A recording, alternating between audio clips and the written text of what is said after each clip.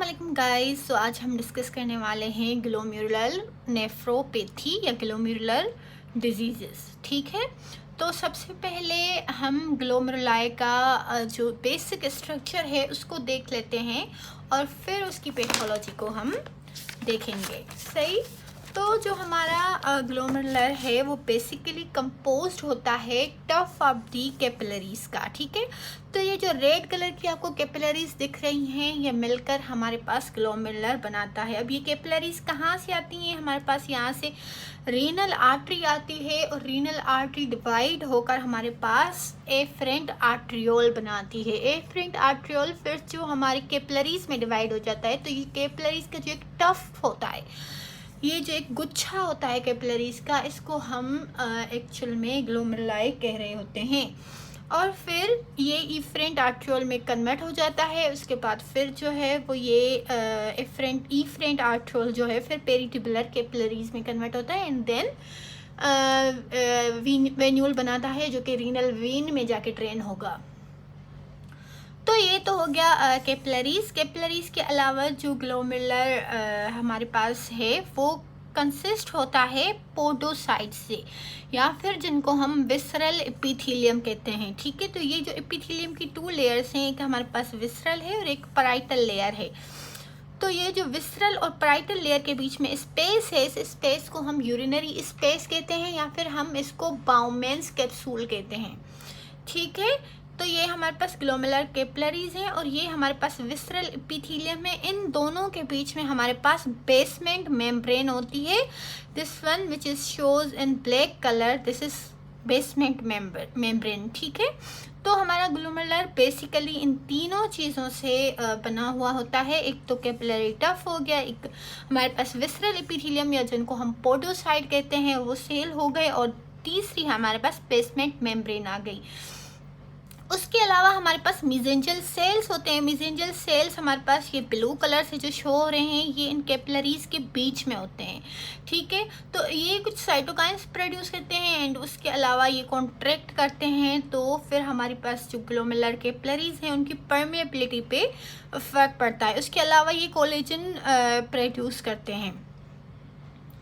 ठीक है, तो अभी हम देखेंगे ये वाला स्ट्रक्चर। ये जो हमारे पास बेसमेंट मेम्ब्रेन है वो किस चीज़ से बनी हुई है। तो बेसमेंट मेम्ब्रेन को जब हम इलेक्ट्रॉन माइक्रोस्कोप में देखते हैं जूम करके, तो हमें पता चलता है कि बेसमेंट मेम्ब्रेन जो है उसके 3 पार्ट हैं। ठीक है, दिस ब्लैक वन जो है, ये जो डेंस सा पार्ट है जो बीच में ये जो ब्लैक हमें डेंस सा पार्ट नज़र आ रहा है, इसको हम लेमिना डेंसा कहते हैं क्योंकि हमें इलेक्ट्रॉन माइक्रोस्कोप में हमें ये डेंस पार्ट नज़र आता है, तो हम इसको लेमिना डेंसा कहते हैं। और ये जो हमें पार्ट्स इतने विजिबल नहीं नज़र आ रहे हैं और थोड़ी सी स्पेस है इन ब्लैक पार्ट्स के बीच में, तो हम इनको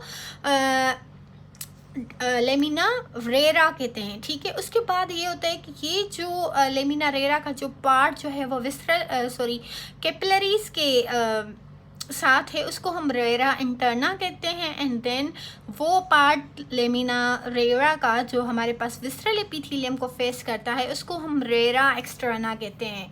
ठीक है, तो ये हमने जब इलेक्ट्रॉन माइक्रोस्कोप में देखते हैं इस स्ट्रक्चर को और मैग्नीफाई करके बेसमेंट मेम्ब्रेन को, तो फिर वो ये इसके पार्ट्स हो जाते हैं। उसके अलावा एपिथेलियम की एंडोथेलियम की बात करें जो कि ग्लोमेरुलर कैपिलरीज का एंडोथेलियम है, तो उसकी जो फीचर्स हैं उसमें ये आ जाएगा कि हमारे पास ये जो एंडोथेलियम है जो ब्लड वेजल्स को लाइन कर रही है, कैपिलरीज को लाइन कर रही है, ये फेनेस्ट्रेटेड है, यानी कि इसमें फेनेस्ट्रा होते हैं। फेनेस्ट्रा क्या होते हैं कि ये स्मॉल पोर्स होते हैं इन बिटवीन दी सेल्स। ठीक है, और विद इन दी सेल्स, तो ये क्या करवाते हैं, हमारे पास फिल्ट्रेशन में हेल्प करते हैं। और ये फेनेस्ट्रा जो है वो इनकी साइज कितनी है, दीज आर 7 to 100 नैनोमीटर। ठीक है, इन डायामीटर, तो इनकी साइज़ ये है। उसके अलावा फिर हम तीसरा जो कंपोनेंट है हमारे ग्लोमेरुलर्स का वो है हमारे पास ये एपिथेलियल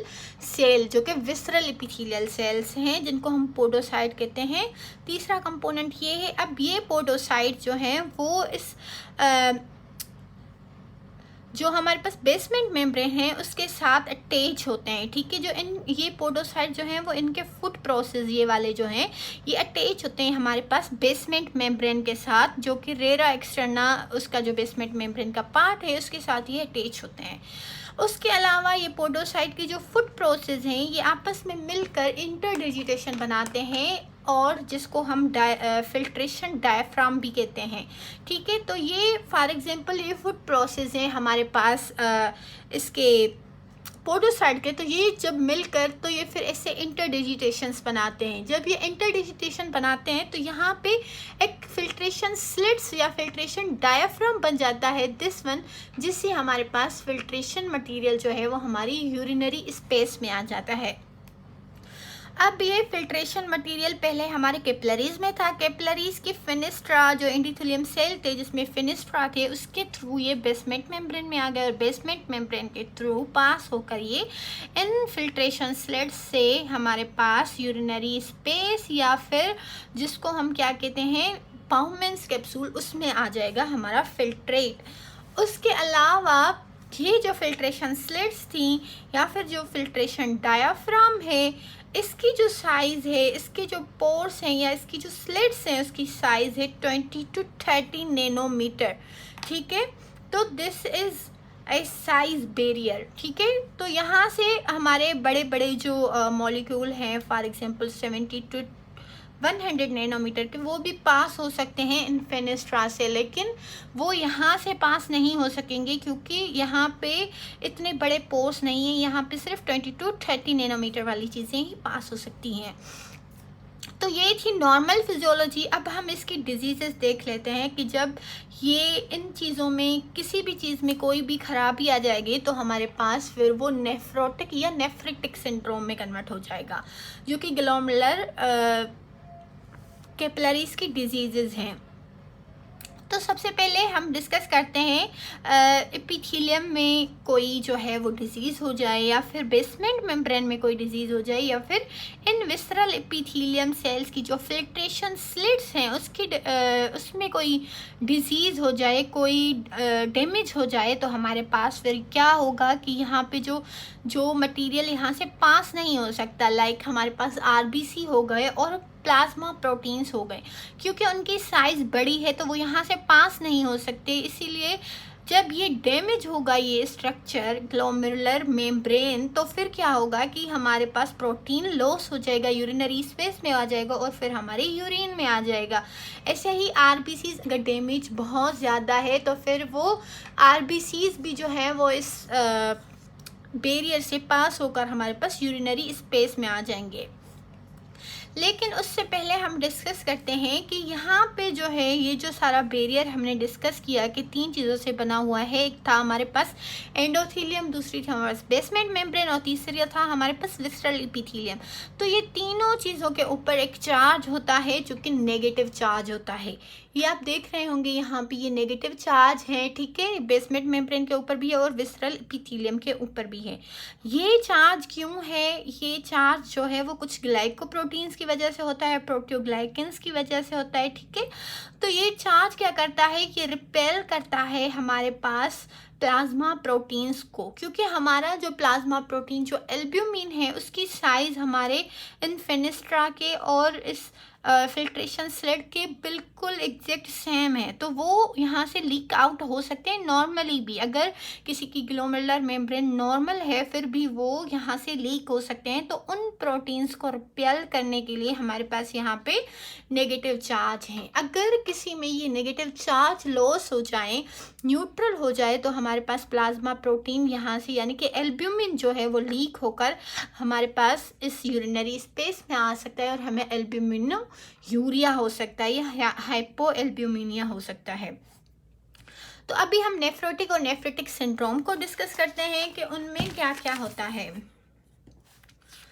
तो सबसे पहले हम नेफ्रोटिक सिंड्रोम को डिस्कस कर लेते हैं। तो नेफ्रोटिक सिंड्रोम का एक ट्रायड है, ठीक है, जिसको आपको याद करना है। तो इसमें क्या क्या होता है हमारे पास नेफ्रोटिक सिंड्रोम में? हमारे पास ये होगा कि आपकी बॉडी से जो प्रोटीन है, जो आपके प्लाज्मा प्रोटीन लाइक आपका जो एल्ब्यूमिन है, अगर वो लॉस हो रहा है तो फिर हमारे पास क्या हो जाएगा, हाइपो एल्ब्यूमिनिया हो जाएगा, यानी कि अब ब्लड में हमारा एल्ब्यूमिन जो है वो कम हो जाएगा। उसके अलावा जो यूरिन है उसमें हाइपर प्रोटीन यूरिया हो जाएगा, यानी कि यूरिन में एल्ब्यूमिन की लेवल्स इंक्रीज हो जाएंगी या फिर और ब्लड में उसकी लेवल डिक्रीज हो जाएंगी। हाइपर लिपिडीमिया होता है उसमें और डिसलिपिडी यूरिया होता है। एंड देन हाइपोएल्ब्यूमिन जब होगा, यानी कि जो प्लाज्मा प्रोटीन है, अगर आपको याद हो तो हमारा जो एल्ब्यूमिन है वो हमारा ऑनकोटिक प्रेशर मेंटेन करता है। ऑनकोटिक प्रेशर क्या होता है कि जो हमारी कैपिलरीज हैं, ठीक है, जो हमारी कैपिलरीज हैं उसमें एक मिनट यहाँ पे मैं आपको बताती हूँ। ये कैपिलरीज है और इनमें जो ब्लड है, ये ब्लड जो है वो जब पास होकर आता है हमारे कैपिलरीज में तो ये दो फोर्सेस लगाते हैं। एक तो हाइड्रोस्टेटिक फोर्स होता है जो कि ब्लड की वजह से होता है, और दूसरा होता है ऑनकोटिक प्रेशर जो कि हमारे प्लाज्मा प्रोटीन्स की वजह से होता है। तो हाइड्रोस्टेटिक प्रेशर जब कैपिलरीज पे अप्लाई होता है तो हमारा जो फ्लूइड है वो लीक आउट होकर इंटरस्टिशियम में आ जाता है, हमारे पास टिश्यूज़ को जो न्यूट्रिएंट्स प्रोवाइड करने होते हैं वो देता है। एंड देन ऑनकोटिक प्रेशर क्या करता है, वो उस वाटर को, उस फ्लूइड को फिर से सर्कुलेशन में ले आता है, फिर से कैपिलरीज में ले आता है ताकि वो फिर से जा सके हमारे हार्ट में वापस, ठीक है। तो यहाँ पे अगर फॉर एग्जांपल हमारा ऑनकोटिक प्रेशर कम हो जाए due to the loss of albumin, तो क्या होगा कि ये वाटर, जो हाइड्रोस्टेटिक प्रेशर है वो तो सही है, तो उसकी वजह से वाटर जो है वो इंटरस्टिशियम में आ जाएगा, हमारे टिश्यूज़ के सेल्स के बीच में आ जाएगा, लेकिन वो वापस पुल नहीं हो पाएगा सर्कुलेशन में। तो क्या हो जाएगा कि हमें एडिमा हो जाएगी, ठीक है।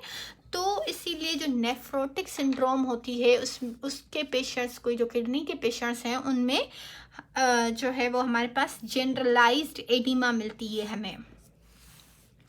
उसके बाद अगर दूसरे जो हैं वो हमारे पास अगर इसकी बात करें तो हाइपरलिपिडीमिया और डिसलिपिडीयूरिया क्यों होता है, क्योंकि जो हमारा लिवर है वहाँ से क्या होता है कि जो हमारे प्रोटीन है वो लीक आउट हो रहे हैं यूरिन में, तो लिवर क्या करता है और जो है वो प्रोटीन बनाने की कोशिश करता है ताकि वो कंपनसेट कर सके लॉस। लेकिन उसके साथ साथ वो क्या करता है कि वो एलडीएल और वीएलडीएल की प्रोडक्शन को भी इंक्रीज कर देता है एंड कोलेस्ट्रॉल को भी इंक्रीज करवा देता है। तो उसकी वजह से क्या होता है कि हमारे पास हाइपरलिपिडीमिया हो जाता है और डिसलिपिडीयूरिया हो जाता है, यानी कि यूरिन में भी लिपिड ज़्यादा होते हैं, हमारे ब्लड में भी लिपिड्स ज़्यादा हो जाते हैं। अब बात करते हैं कि नेफ्रोटिक सिंड्रोम क्यों होती है। तो नेफ्रोटिक सिंड्रोम हमारे पास इसके रीज़न ये हैं कि हमारी जो ग्लोमेरुलर मेम्ब्रेन है, जो कि हमारे पास एंडोथीलियम, बेसमेंट मेम्ब्रेन और विसरल एपिथीलियम से बनी थी, यहाँ पे कोई ना कोई इंजरी हुई है, कोई डैमेज हुआ है, ठीक है, जिसकी वजह से हमारे पास ये बैरियर जो है वो डैमेज हो चुका है और यहाँ से हमारे जो प्रोटीन हैं वो लॉस हो गए हैं। फॉर एग्जांपल जो मैंने चार्जेस बताए थे आपको, जो नेगेटिव चार्जेस थे जो हमारे एल्ब्यूमिन को रिपेल करते थे, उसको लॉस नहीं होने देते थे यूरिन में, वो न्यूट्रल हो गए। ये क्यों न्यूट्रल होंगे? किसी को अगर कोई डिजीज़ हो गई, कोई वायरल डिजीज़ या कोई और इन्फ्लेमेटरी डिजीज़, तो उसके साइटोकाइंस क्या करते हैं कि वो जाकर हमारे पास किडनी में इन हमारे जो नेगेटिव चार्ज है इनको न्यूट्रल कर देते हैं। तो अब जब ये न्यूट्रल हो जाएंगे और कोई भी इंजरी ना हो, सिर्फ ये चार्जेस न्यूट्रल हो जाए, तो हमारे जो एल्ब्यूमिन है वो यूरिन में लॉस होना शुरू हो जाएगा।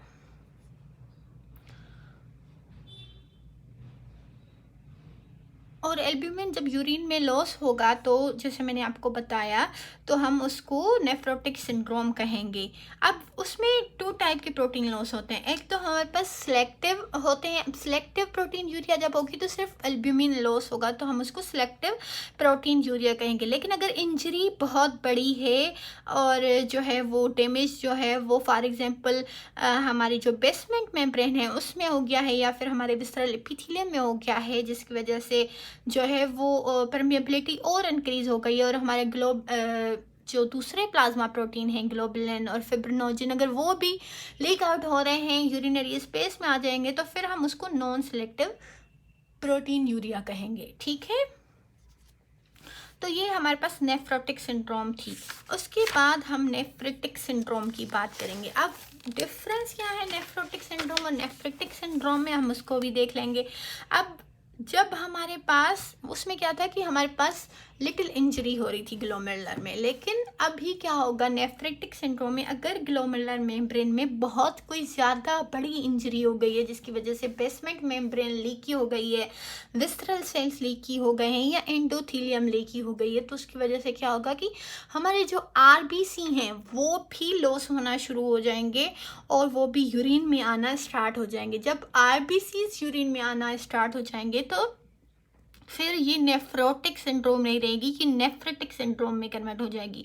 क्योंकि अब ये जो नेफ्रोटिक सिंड्रोम थी हमारे पास जिसमें प्रोटीन यूरिया, जनरल एडिमा और हाइपोप्रोटीनीमिया हो रहा था, अब यहाँ पे हीमाचूरिया हो रहा है, ठीक है, यानी कि ब्लड लॉस हो रहा है हमारे पास यूरिन में। उसके अलावा हमारे पास क्या होगा कि हमारे पास हाइपरटेंशन होगा पेशेंट को और एजोटोनीमिया यानी कि ओलिगोयूरिया होगा पेशेंट को। क्योंकि जब हमारे पास आरबीसी लॉस होंगे, हमारे पास प्रोटीन्स लॉस हो जाएंगे बॉडी से, तो हमारे पास जो सर्कुलेशन है आहिस्ता आहिस्ता क्या हो जाएगी, एडिमा हो जाएगी, तो सारी फ्लूइड जो है वो टिश्यूज़ में चला जाएगा और हमारी सर्कुलेशन में फ्लूइड जो है वो कम रह जाएगा। जब सर्कुलेशन में फ्लूइड कम होगा तो हमारे पास जो किडनीज हैं वहाँ पे भी ब्लड कम आएगा, वहाँ पे हाइपोपरफ्यूजन होगी। जब हाइपोपरफ्यूजन होगी तो वहाँ का रेनिन एंजियोटेंसिन सिस्टम जो है वो एक्टिवेट हो जाएगा और वो जो है वो फिर एल्डोस्टेरोन को रिलीज़ करवाएगा और वाटर सॉल्ट की रिटेंशन करवाएगा, जिसकी वजह से हमारे पास हाइपरटेंशन हो जाएगा। उसके अलावा ये क्या करेगा कि ये एडीएच की सिक्रीशन करवाएगा, सही है, और एल्डोस्टेरोन की जब ये करवाएगा सिक्रीशन तो वो किडनी के ट्यूब्यूल्स पे एक्ट करेगा और वहाँ से साल्ट और वाटर को रिटेन करेगा, जिसकी वजह से हमारे पास किडनी में जो है वो फ्लूइड भी रिटेन हो जाएगा और यूरिनरी जो हमारा आउटपुट है वो कम हो जाएगा, वहाँ पे हमारे पास ओलिगोयूरिया हो जाएगा। और एजोटीमिया क्या होगा कि एजोटीमिया में क्या होता है कि हमारी जो ब्लड है उसमें यूरिया और नाइट्रोजन की जो कंसंट्रेशन है और साथ में क्रेटिनिन की लेवल्स जो हैं वो इंक्रीज़ हो जाती हैं। तो अब यहाँ पे किडनी की डैमेज हो रही है, तो किडनी जो है वो फिल्ट्रेशन सही से नहीं कर पा रही, सही है, तो यूरिन आउटपुट भी हमारा कम हो रहा है, तो इसकी वजह से जो यूरिन में हमारे टॉक्सिक सब्सटेंस हैं यानी कि जो क्रेटिनिन है, जो हमारे पास यूरिया है, उसकी लेवल इंक्रीज हो जाएंगे और वहाँ पे एजोटीमिया हो जाएगा, ठीक है। तो अब नेफ्रेटिक सिंड्रोम का क्या काज हो सकता है कि यहाँ पे क्या होता है कि जो ग्लोमेरुलर हमारी बेसमेंट मेम्ब्रेन है या ग्लोमेरुलर की मेम्ब्रेन है वहाँ पर सीवियर इन्फ्लामेशन या इंजरी होगी। जब सीवियर इन्फ्लामेशन होगी, ग्लोमेरुलर इंजरी जो है वो बहुत बड़ी होगी, हैवी होगी, तो जीएफआर जो हमारे पास है वो डिक्रीज़ हो जाएगा। जीएफआर डिक्रीज़ हो जाएगा तो हमारे पास ओलिगोयूरिया होगा, एजोटीमिया होगा, प्लस डिक्रीज जीएफआर क्या करवाएगा, रेनिन एंजियोटेंसिन सिस्टम को इंक्रीज करवाएगा, जिसकी वजह से वेजो कंस्ट्रक्शन हो जाएगी और बीपी इंक्रीज हो जाएगा, जिसकी वजह से हमारे पास हाइपरटेंशन हो जाएगा, ठीक है। तो ये इसकी पैथोलॉजी है हमारे पास नेफ्रेटिक सिंड्रोम की। तो अब हम डिफरेंस करते हैं कि नेफ्रोटिक और नेफ्रेटिक सिंड्रोम में क्या डिफरेंस है। तो नेफ्रोटिक सिंड्रोम में हमारे पास जनरलाइज एडिमा हो रही थी, प्रोटीन यूरिया हो रहा था और हाइपो प्रोटीनीमिया हो रहा था, यानी कि ब्लड में प्रोटीन्स की लेवल कम थी। लेकिन यहाँ पे हमारे पास 4 चीज़ें होंगी। एजोटीमिया होगा यानी कि ब्लड यूरिया नाइट्रोजन लेवल और क्रेटिनिन लेवल इंक्रीज हो जाएंगी, प्लस हीमाचूरिया होगा यानी कि ब्लड जो है आरबीसीज वो लॉस होने लगेंगे हमारे पास यूरिन में, एंड देन हमारे पास ओलिगोयूरिया होगा क्योंकि जीएफआर डिक्रीज हो रही है, क्योंकि हमारा ब्लड का वॉल्यूम कम हो रहा है एडिमा की वजह से, तो फिर हमारे पास जीएफआर भी डिक्रीज हो रही है, जिसकी वजह से यूरिन आउटपुट डिक्रीज हो रहा है यानी कि ओलिगोयूरिया हो रहा है। और ओलिगोयूरिया की वजह से हमारे पास एजोटीमिया हो रहा था और देन ओलिगोयूरिया की वजह से डिक्रीज जीएफआर की वजह से और ब्लड की जो सर्कुलेशन की हमारी वॉल्यूम है उसकी डिक्रीज की वजह से जो हमारा रेनिन एंजियोटेंसिन सिस्टम एक्टिवेट हो रहा था वो फिर हमारे पास एल्डोस्टेरोन की सिक्रीशन करवा रहा था, साल्ट और वाटर को रिटेन करवा रहा था, बीपी को इंक्रीज करवा रहा था और हाइपरटेंशन करवा रहा था। तो ये था आज का हमारा लेक्चर। अगर आपको पसंद आया है तो like and subscribe my channel. अल्लाह हाफिज़।